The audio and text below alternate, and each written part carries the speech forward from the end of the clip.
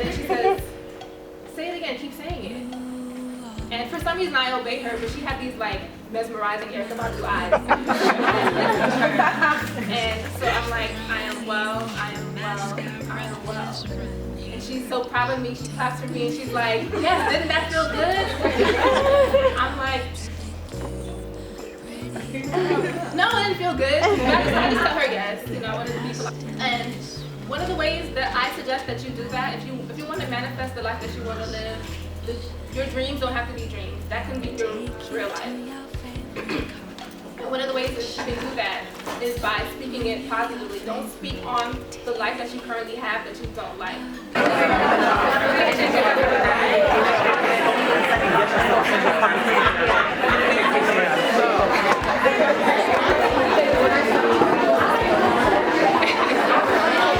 Wave again.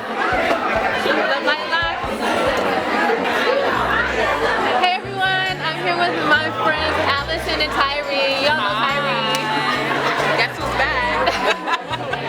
I'm so happy they came out to support me on my big day, my big speech. I was so nervous, but it's over and I'm so happy it's over. You did great. Thank you. You can tell they were friends. She did amazing. She talked very well and it holds, so it's great to see Keisha on that platform. She's quite the comedian, if you didn't know. I'm sure they do. Guys, I have a wig on, by the way. Don't y'all just love her wig? Don't you love it? But so this song is called 6 a.m. and it's a song that came to me with a lot of self-love because it's a song that really tells you to embrace yourself at 6 a.m. when you wake up, just the way that you are. But it also says that, you know, society is a lot of the time telling us, you know, be natural and do all this stuff, but they're kind of knocking, you know, when we want to beat our faces and when we want to get dressed and put our heels on, that's okay too. Like that doesn't make you love yourself any less or anything like that. So that's what this song is about. You're beautiful at 6 a.m. before you do your makeup and at 9 when you're done. You're beautiful in your PJs and in your best dress and anything else, yeah. You think the dress makes the woman, you're just as sexy when you take it off. Let your imperfections run free like you don't have a single flaw. You worry your pretty little head about all of the wrong things. Just wake up and fly your 6 a.m. wings. Your true colors shine brighter than the sun at 6 a.m. Love your flaunt your 6 a.m. You look lovely in heels and makeup. You're so lovely at 6 a.m. Love your flaunt your 6 a.m. See, it's 5:50 a.m. I'm just trying to figure out why he says I glow brighter at 6 a.m. and not at 9 p.m. when I am ready for him. I gotta reach within me and appreciate my true beauty and love me at 6 a.m. I thought the dress made the woman. I'm just as sexy when I take it off. Let my imperfections run free like I don't have a single flaw. Worry my pretty little head about all of the wrong things. Just wake up and fly your 6 a.m. wings. Your true colors shine brighter than the sun at 6 a.m. Love you, flaunt your 6 a.m. You look lovely in heels and makeup. You're so lovely at 6 a.m. Love you, flaunt your 6 a.m.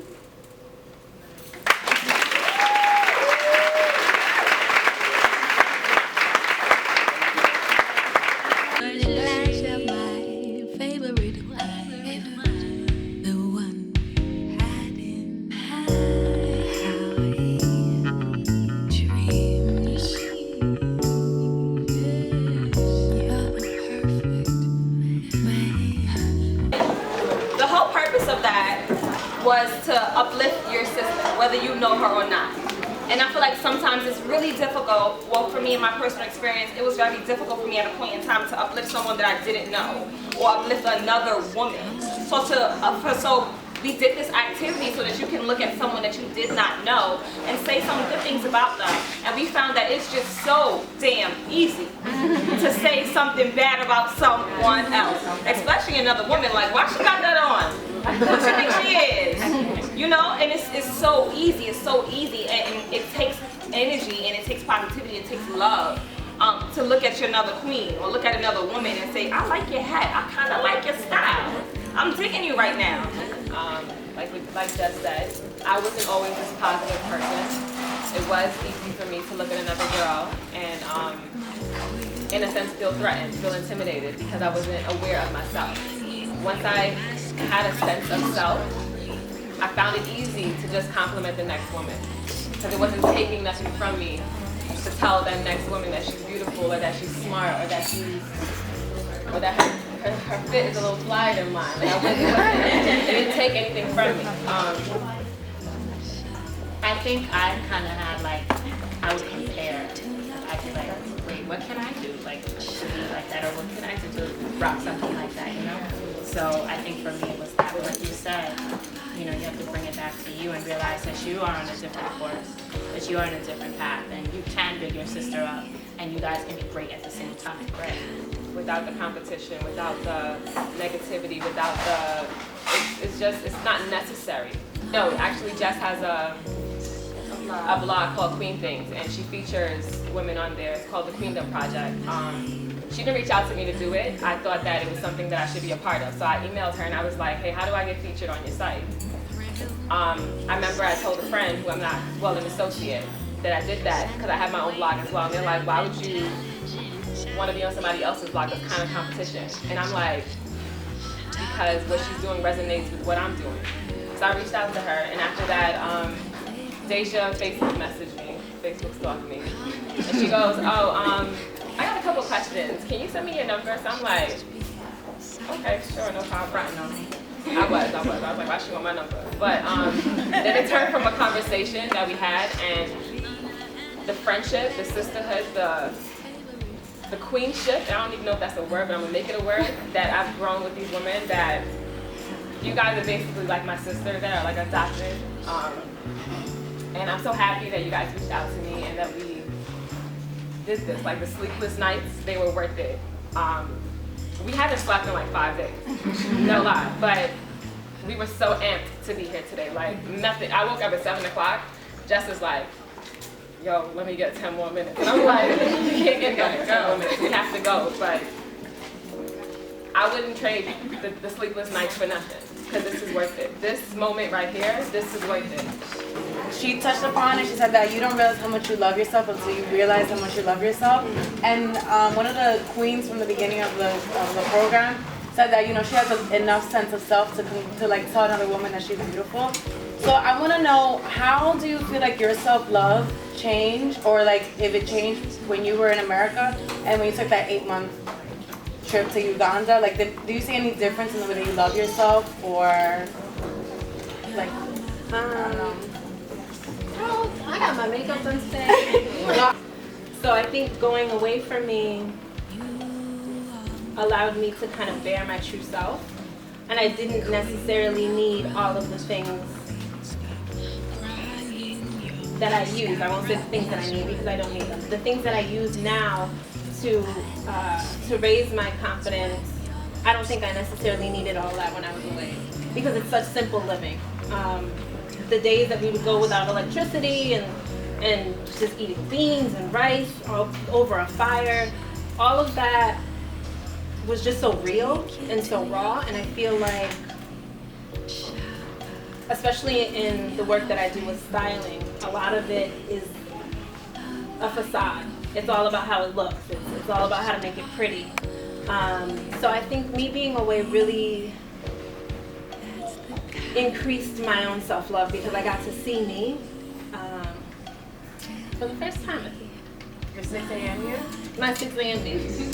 Today, I didn't know what I was gonna come up here and say. Honest, this was a hard piece for me to put together. Honest, Jasmine Mans actually inspired this poem when she said that our daughters will never have to start out on their knees, for we've come too far by faith for that.